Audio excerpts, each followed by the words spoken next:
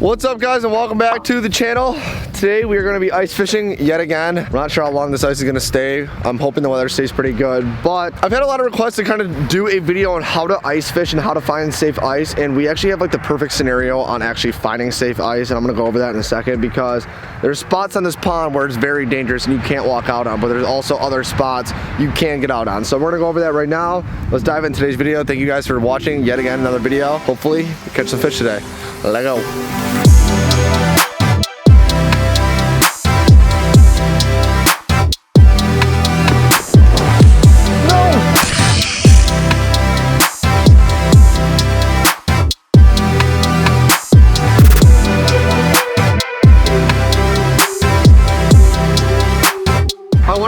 Before we start fishing today, we're not going to be fishing long today. This is going to be a shorter video, but kind of before you walk out, the shoreline's always going to be kind of pretty iffy first. Like, it's always going to be thicker out there. The shoreline's kind of freeze before, so you always kind of want to bring a spud bar and jab through. So like, some people might come out here and be like, damn, it's going through on the first hit, but I mean, it's getting thicker the more and more you go out. So if I were to, now you see that? Now it's cracking under me, so it does get a little bit sketchy. So this side is more the unsafe side. So what we did is we walked down there a little bit. You can see like the color changes in the ice over there, and that side froze a little bit sooner than this side. So we're gonna get off this part, get our stuff, and walk down that way and just go out right there, just because it's a little bit unsafe. You guys always gotta be safe in the ice. So we'll kind of run through on how to go about today. Me and Trevor are gonna show you how we ice fish, how we do it, and how we're gonna slay these gills today, and bass. Let's go. Let's see, look guys, the farther I get out now, like now it's not cracking at all. And we're gonna pop a hole to show you. We have the manual auger today. Guys, the manual auger is actually pretty cheap. It's a good starter auger. I do have a gas auger, but for thin ice like this, you don't need to lug around a giant auger. Okay, so guys, now that I know the ice is safe, the first thing you're gonna do is I'm gonna drill a hole. I know the depth, so I know kind of where I wanna go.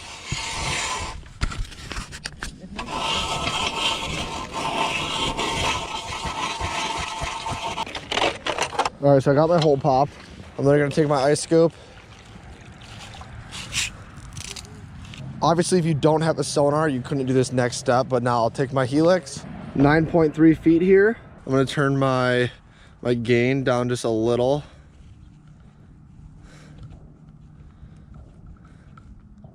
My cone angle is 15 to 21 degrees. That is the cone angle of your sonar kind of reading down.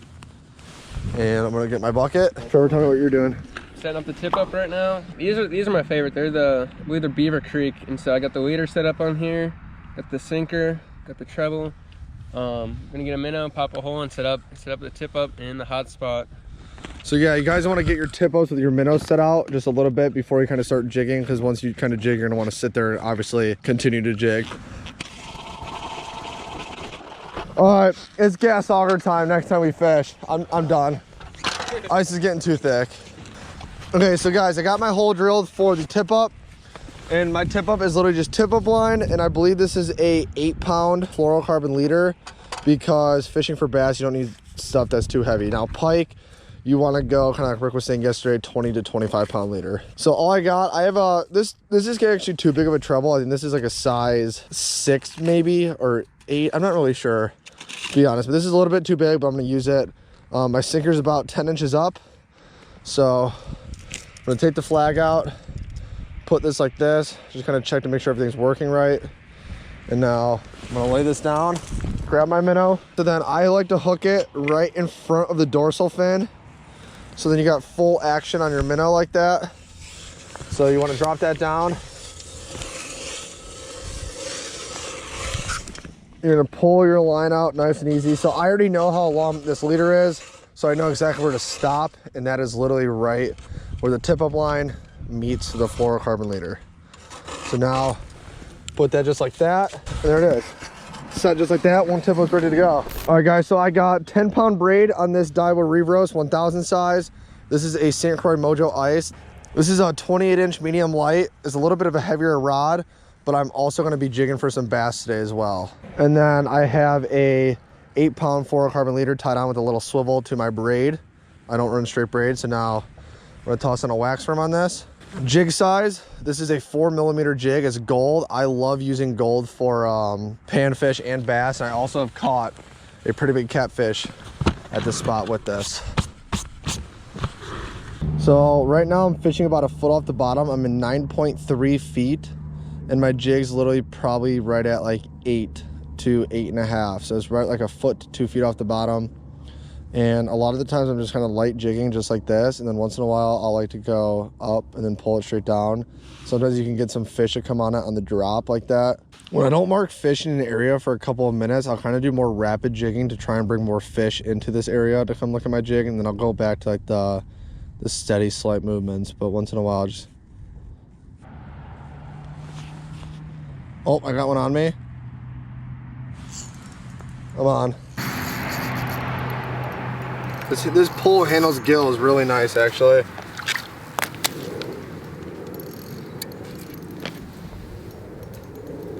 There it is. Beautiful coloring on that. There it is, the gill. Send them right back down the chute. Oh, I got more on me. They're coming in waves now. Guys, if you look at my sonar, I'm gonna put the camera in the sonar in a bit. So I'm gonna come to a foot and a half off the bottom. There's one down there. Oh, he's coming up for it, So I'm gonna do light little jigs, let it sit. Maybe do a couple more jigs.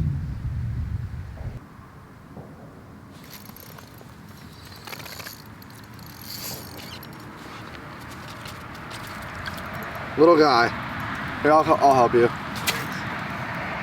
All right, guys, 2 fish so far. I am gonna put this camera on the sonar in just a little bit. Just so I want you guys to see like what I'm looking at, maybe how to read a flasher, but again, you don't need a flasher, just kind of helps movements. I like to jig really lightly to bring fish in. Once fish come in, sometimes you can let it sit there. Sometimes kind of like raising it up and raising it right back down will trigger a bite. There's a lot of little things that you can do to kind of make these gills bite so you can catch more fish in the ice. He's on me.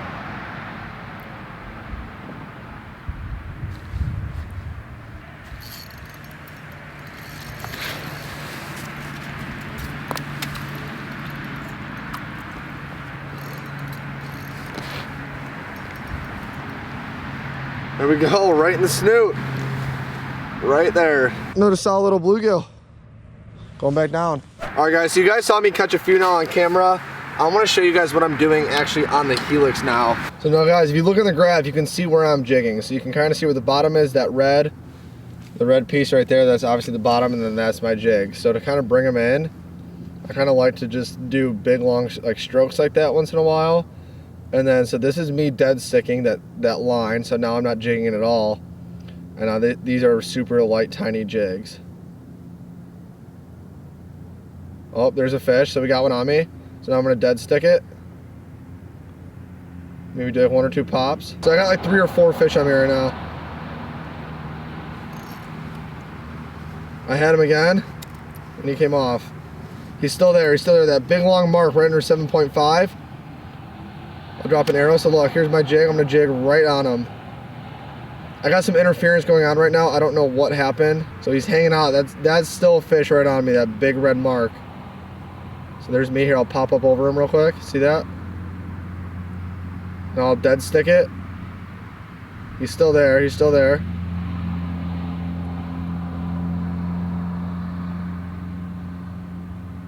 And he's gone. I lost that fish twice, so that's why. Yeah, oh, here we go. Come on. There's a fish. Got him. No! He popped up right on the ice. That was a big one too, dude. Up right on him. 2 or 3 fish are there right now. Got him that time. Come on, this is a good one. Nice gill. Really nice gill, dude. Nice. So guys, one of the key things to ice fishing, rule number 00001. Have booze.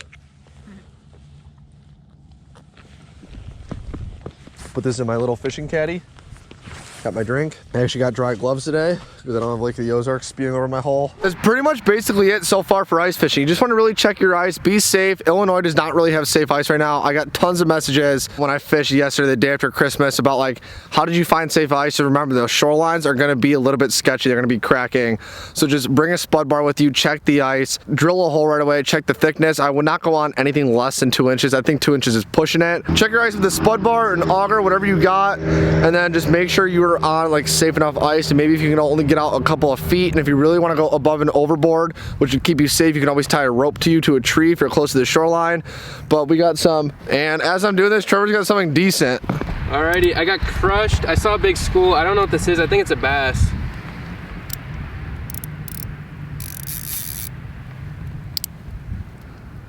Oh, yeah, there he is. Nice one. Oh.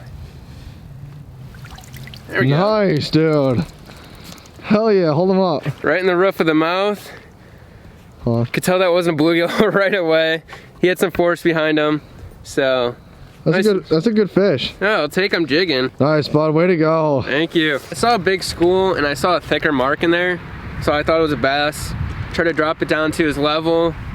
Dead stick worked it kind of slow, and then he smacked it and ran with it, so that's all there is to say. Oh, let's get a sweet release. Let's get the guy back in. There you go, bud.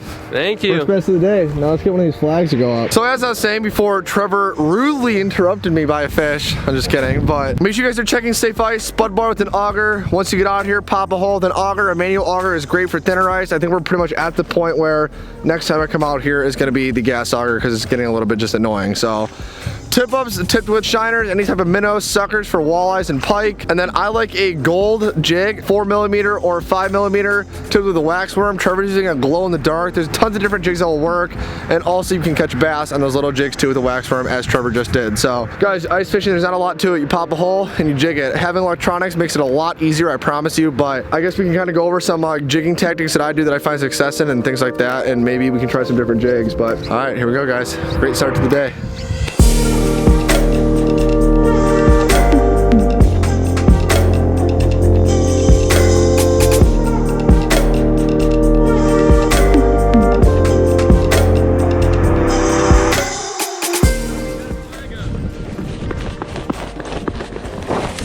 No!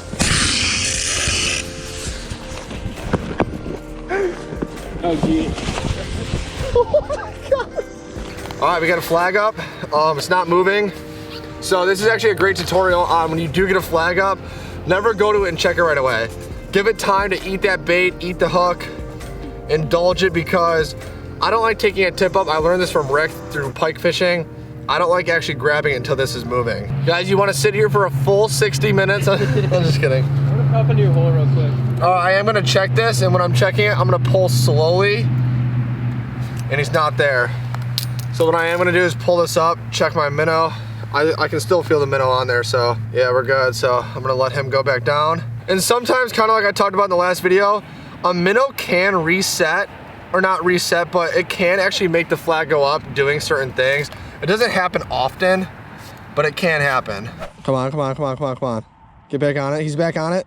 He's back on it. I got like 3 or 4 of them. Oh, that's a good one. That's a good one. I feel like a bass or a... No, big gill. Oh, dude.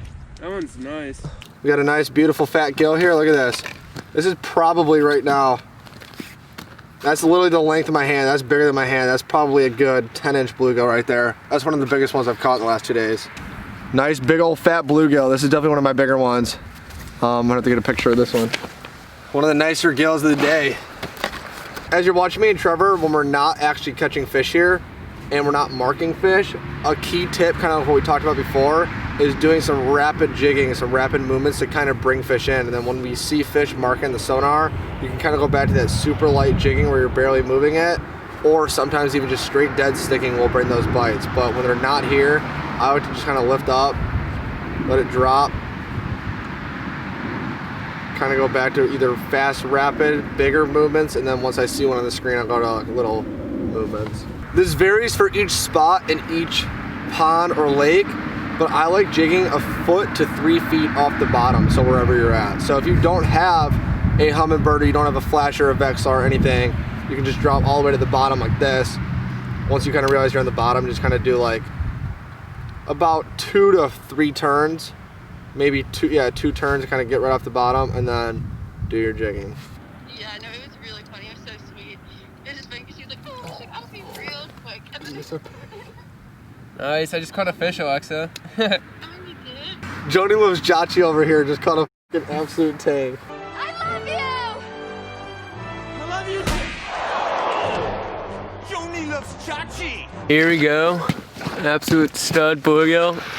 Definitely got some shoulders to him. He was fighting good. I was on the phone, switched to speakerphone, and Yo, toss it on the tape real quick if you can. So like a 9.5-inch bluegill. yeah. 9-inch, yeah. That's a 9-inch gills, guys. Guys, I'm starting to take on more water here. It's probably because me and Trevor are sitting in the same spot now, but it's okay because we're about to take off in the next half hour. It's 2 o'clock right now. I got my Pack game on tonight, playing Tennessee. Huge game. I think the Titans may win, Tommy. I'm not even just saying that. You dude? No, because I mean, Derrick Henry, you know the Packers' run defense isn't the best. It's going to be 20-mile-an-hour winds, snowing, and like 15 degrees at Lambeau. So it'll be like a running-oriented game or so. And they got Derrick Henry. Titans plus 3.5 is what I got. You're fishing by yourself this week. Titans plus 3.5 and under 54 is what I got. No.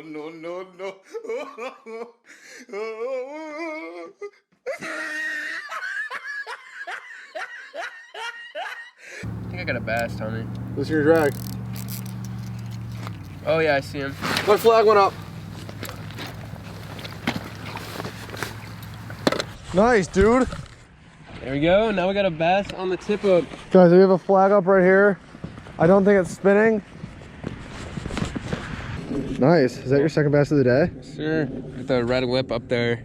Look at that. Tell they're a little chilly, but nice one. We'll get them back in the water. That one.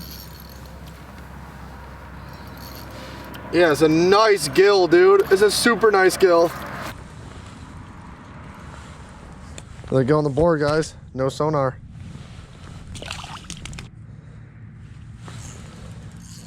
Stuck them. Oh. Wow, this hole just got hot out of nowhere. I almost moved. Yeah, they're all over, see? All right, guys, so we are gonna be safe about this. The ice is definitely getting a little bit sketchy. So when we were walking before, it wasn't cracking at all the middle. And now because it's 39, 40 degrees out, this middle is kind of getting unsafe. We're gonna call it here in just about a few minutes, start wrapping things up, and then we're gonna get the hell out of here. But I hope we kind of got the point across today, got everything kind of how to really go about finding safe ice. Just bring a spud bar out. And one of the most key important things too is you want clear ice. You know that is your strongest ice. If it's clear ice, you don't want that cloudy, like murky bullshit. So we're gonna keep jigging here for a few more minutes and get the hell out of here. All right, guys, Trevor's pulling his last tip up right there. We're gonna get out of here. It is, I believe, 2:30, 3 o'clock. This ice is getting a little bit unsafe. So we're gonna get out of here, be safe about it, and not risk it because pretty much now out in the middle is kind of cracking under us. There's a kind of a big crack running through it where the ice is kind of like bouncing a little bit when you walk. So it's definitely not a good thing. But we had a fun day out here. We caught some fish. Trevor got 2 bass. We had some tip up action, just nothing actually on the tip up. So we got a little bit excited, but no cigar there. So caught probably about 15 to 25 bluegills. I'd really have to go back through the footage. We caught some bigger ones today. Nice to be out in the ice. I hope you guys enjoyed this little how to ice fish and how to find safe ice. So just be careful out there this season. I hope you guys catch some fish. DM me at McGrath Fishing on Instagram. Let me know how you guys did. And on the last note, going for my giveaway, we are giving away a $1,300 value giveaway, $200 cash, $75 a Bass Pro, a St. Croix rod and reel, and 2 GoPro Hero 6s. So guys, go over to my Instagram page at McGrath Fishing. I'll pop it up and do the giveaway. And yeah, thank you guys so much for watching. As always, hit that like button, subscribe. 2 videos every single week, Tuesdays and Fridays at 5 o'clock p.m. And we are, Trevor, what are we? We are out of here.